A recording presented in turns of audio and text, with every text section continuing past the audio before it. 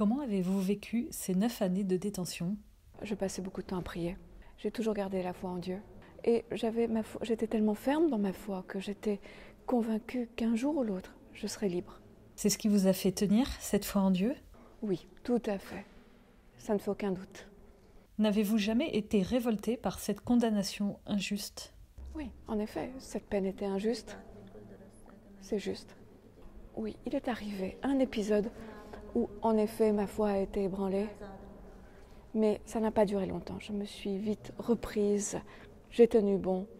J'ai remis ma confiance entre les mains de Dieu en sachant que j'allais être libre un jour ou l'autre. Comment priez-vous en prison? Le livre des psaumes, les évangiles. Et puis le Notre Père. Mais beaucoup de psaumes, oui. Aviez-vous la Bible avec vous? Oui. J'avais également un livre de chant avec moi. Qu'avez-vous ressenti le jour de votre libération? Profonde joie, un enthousiasme.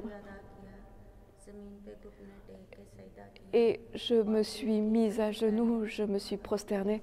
Et ma première pensée, évidemment, aller vers mon Créateur, le remercier de m'avoir libérée et surtout de m'avoir rendue forte, moi, un simple être humain, dans cette épreuve. Avez-vous un message pour les catholiques français? Il ne faut jamais être faible dans la foi. Même dans les épreuves, même pendant les périodes qui sont difficiles, on peut avouer sa faiblesse, baisser la tête, mais jamais perdre la foi. Parce que je pense que c'est ça le secret de la réussite. Si on n'a pas la foi, on ne peut pas avancer dans la vie, on ne peut pas réussir. Pourquoi avoir demandé l'asile politique à la France? Moi, mon désir serait de travailler main dans la main avec Anne-Isabelle pour la libération des personnes qui sont en détention de manière injuste et puis faire aussi quelque chose pour mon Église. Et évidemment, moi je suis attachée à Anne-Isabelle parce que c'est elle, à partir de la France, qui a transmis mon message et c'est elle qui m'a donné une identité.